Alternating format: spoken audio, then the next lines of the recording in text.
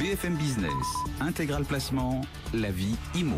Et nous sommes avec Jean-Marc Le Prado, président d'Enola. Bonjour. Bonjour. Alors, c'est vrai que quand on parle d'immobilier, on parle souvent de biens, on parle souvent de recherche, on parle souvent de constitution d'un projet. Et souvent, ça peut représenter une forme, pardonnez-moi l'expression, d'hystérie collective. J'ai besoin de pierre, j'ai besoin d'immobilier, de se mettre en tête qu'on a besoin de telle ou telle chose. Déjà, est-ce qu'il ne faut pas commencer par se regarder soi-même, de savoir en tant que particulier de quoi on a besoin, donc s'analyser quels sont les éléments de sa situation à prendre en compte. Il y a des choses évidentes, mais pour élaborer une stratégie, faut quand même prendre les choses par leur commencement, je pense. Oui, je suis vraiment parfaitement d'accord avec cette approche. Je vois beaucoup d'investisseurs en fait qui se trompent. En fait, ils se trompent simplement parce qu'ils vont biller en tête vers un type d'opération parce qu'ils en ont entendu parler, sans se poser véritablement avant d'envisager tout projet et de faire une analyse très objective. Il faut pas non plus nécessairement essayer de se faire plaisir ou de se voir plus beau que l'on est, mais de faire une analyse très objective de sa situation à travers vraisemblablement d'abord sa situation patrimoniale, sa situation fiscale et sa situation familiale. Ça paraît évident, mais il y a des moments, il faut le rappeler, il y a quand même pas mal de foyers qui sont capables de se mettre en difficulté, j'allais dire, pour souscrire à ce besoin d'immobilier, cet appel en fait au marché immobilier. Oui, je suis persuadé qu'il y a beaucoup de gens qui font de l'immobilier alors qu'ils ne devraient pas. Ça ne devrait pas être un support qu'ils devraient utiliser pour leur construction patrimoniale. Beaucoup, par exemple, parce que ça ne répond pas à un objectif qui est de dire je vais avoir des enfants qui vont être scolarisés en études supérieures dans une dizaine d'années. Je fais une opération Pinel aujourd'hui qui va me coûter beaucoup plus cher dans 10 ans qu'elle ne va me coûter dans les 10 premières années. Donc je vais me retrouver dans une situation délicate. Donc ça fait partie effectivement de l'analyse que l'on doit faire de sa situation et surtout avec une anticipation. Si on a des revenus qui sont très importants aujourd'hui et qui risquent de baisser de manière assez substantielle dans les années qui viennent, on n'aura pas les mêmes besoins et on ne devra pas traiter ces investissements de la même façon que si on est dans une période inverse où on est en progression de revenus par exemple. Alors commencer par s'analyser soi-même et puis pas avoir peur aussi de bouger justement un petit peu les paramètres de cette analyse pour se dire que la situation va changer dans le temps et que ça peut justement nécessiter un ajustement des besoins de l'objectif qu'on poursuit. Oui, absolument. Il faut bien mesurer, il faut bien établir et mesurer ses objectifs. Si ses objectifs sont de transmettre son patrimoine, ce ne sera pas la même chose que si ses objectifs c'est de construire du capital pour le transformer ensuite, du capital immobilier pour le transformer ensuite en financier pour financer sa retraite par exemple, ou des voyages à la retraite. En tout état de cause, les objectifs doivent être vraiment clairement définis dès le début et on doit tenir compte également d'une stratégie. Il faut construire une stratégie à partir de la situation que l'on a établie, que l'on a détectée. Voilà, s'analyser soi-même avant de savoir de quoi on a vraiment besoin. Alors, en fonction de ces éléments, comment on choisit et quel type d'investissement on choisit ? En fait, directement en fonction de sa situation, il va falloir ensuite construire une stratégie. J'aime bien l'idée de construire la stratégie, encore une fois, même avant d'aller chercher le produit qui correspond. Si on a une véritable aversion pour l'impôt, par exemple, il faudra vraisemblablement regarder du côté de la défiscalisation. Si on a une aversion pour l'impôt, mais qu'on veut maximiser l'effet de levier financier dans sa construction patrimoniale, il faut vraisemblablement ne pas regarder que du côté de la défiscalisation. Il peut être intelligent, par exemple, d'avoir une stratégie qui consiste à imaginer plusieurs opérations les unes derrière les autres. Si tel est le cas, la première opération que nous allons monter ne va pas être identique si on envisage d'en faire plusieurs ou si on sait pertinemment qu'on fera une seule opération parce que l'immobilier d'investissement n'est pas la pierre angulaire de son analyse patrimoniale. Oui, puis il faut bien évaluer aussi le premier investissement qu'on va faire qui va un petit peu être le fil conducteur de tout ce qui va se passer ensuite. Absolument. Je pense souvent à la durée du financement. Beaucoup de gens font un raisonnement sur une première opération en disant, ce qui est tout à fait exact, que plus le financement va être court, moins le coût d'acquisition de l'actif va être important, ce qui est l'exacte réalité. En revanche, la contrepartie qu'il faut bien voir immédiatement, c'est que la mensualité va être plus élevée. Donc l'impact en trésorerie potentiel de cette première opération va être plus ou moins lourd selon la durée du financement.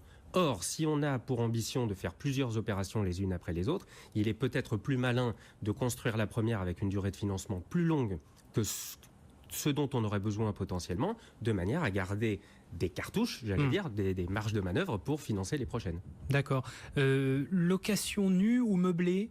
Est-ce qu'il y a des arbitrages à faire à ce niveau-là qui peuvent justement rentrer dans le calcul de cette stratégie à long terme? Alors oui, absolument. Évidemment, la fiscalité que l'on va subir en faisant ces investissements immobiliers est un élément absolument fondamental de sa réflexion et qui doit être mené de manière très précise avant de prendre une décision. L'allocation meublée peut être tout à fait indiquée dans certains cas. Par exemple, prenons l'exemple d'un investisseur qui a beaucoup de cash affecté à une opération dans l'immobilier, donc il va faire peu de crédit finalement parce qu'il veut du revenu complémentaire. La fiscalité de la location meublée peut être tout à fait pertinente dans ce cas-là. Si en revanche on est face à un investisseur qui se dit qu'il va faire plusieurs opérations les unes derrière les autres, la fiscalité de la location meublée peut être tout à fait désagréablement comparée à de la fiscalité foncière. Si on fait en parallèle des opérations à revenu foncier et des opérations à déficit foncier, par exemple. Donc la fiscalité, néanmoins, et en guise de conclusion sur cet aspect, doit être absolument prise en compte. Il y a, je le rappelle toujours, un élément fondamental dans la fiscalité foncière, c'est qu'elle est un petit peu insidieuse. C'est-à-dire qu'elle n'est pas très virulente dans les premiers temps, particulièrement lorsqu'on finance à crédit. Par contre, elle va devenir de plus en plus pesante au fil du temps, et elle peut même à un moment être parfaitement confiscatoire et générer des problèmes de trésorerie importants. Alors on va parler du nerf de la guerre maintenant, l'investissement en tant que tel. Comment est-ce qu'on peut calculer ce qu'on est capable d'investir? Là aussi, ça, comme depuis le début de cet entretien, ça peut paraître une question de base, une question évidente, mais c'est pas si évident que ça. Oui, et il faut vraiment s'y attacher. Oui, absolument. Moi, j'ai toujours considéré qu'il y a trois critères, il y a trois curseurs. En fait, on a trois curseurs devant soi. Le premier curseur, c'est celui de l'apport personnel. Plus on va faire d'apport personnel, plus on peut envisager de faire des opérations de taille importante. On peut ajouter à l'apport personnel du crédit ou pas, selon que l'on souhaite avoir des revenus complémentaires immédiatement ou pas. Mais quoi qu'il en soit, le premier critère est celui de l'apport personnel. En clair, j'ai des actifs financiers aujourd'hui. Quelle est la part de ces actifs que je souhaite transformer en immobilier ? Premier élément. Deuxième élément qui est absolument fondamental, c'est la durée du financement. On en parlait tout à l'heure. Plus le financement va être long, moins la mensualité va être élevée. Donc plus on va pouvoir faire un volume d'investissement important à la base. Plus la durée du financement va être courte, moins on pourra faire de volume d'investissement à la base. Avec le dernier critère, alors qui peut être ou la résultante ou une contrainte, c'est l'impact en trésorerie. Il existe très très peu d'opérations qui génèrent des excédents de trésorerie tous les mois. La plupart génèrent des besoins d'apport mensuels. En fonction de ce que l'on souhaite affecter à son immobilier mensuellement dans les années qui suivent, on va évidemment avoir une capacité à faire de l'investissement au départ qui va être plus ou moins importante. Alors, comment est-ce qu'on calcule justement cet impact de trésorerie? Parce que c'est vrai que le cash, c'est ce qui fait vivre le foyer. Donc, globalement, c'est pas une variable d'ajustement qui est aussi facile à gérer qu'il n'y paraît. Oui, absolument. Je suis vraiment un très chaud partisan de partir souvent de ce curseur-là pour construire le reste, quitte à allonger un petit peu la durée du financement, par exemple, pour avoir un impact trésorerie qui reste dans l'épure que l'on s'est fixé de quelques centaines d'euros ou quelques milliers d'euros selon les situations. Pour construire cela, il y a un premier aspect qui est extrêmement simple. Il y a des flux qui sont très faciles à appréhender. Vous encaissez des loyers et vous payez des charges. Dans vos charges, vous avez votre taxe foncière, vous avez vos charges de copropriété, vous avez les charges de gestion éventuellement, les charges d'assurance, et puis vous remboursez votre crédit. Donc jusque-là, vous avez un impact trésorerie qui est ce qu'il est, mais en tout cas, vous le déterminez assez facilement. Il y a en revanche un autre aspect qui est extrêmement important et un petit peu plus compliqué, je dois le dire, à calculer, c'est l'impact fiscal. Parce que l'impact fiscal, il n'est pas linéaire dans le temps. Encore une fois, dans les premières années, si on fait du revenu foncier classique, on va avoir très peu d'impôts si on s'est massivement endetté, puisqu'on aura beaucoup d'intérêts à déduire. En revanche, assez rapidement, on va avoir un excédent foncier qui va générer de l'impôt.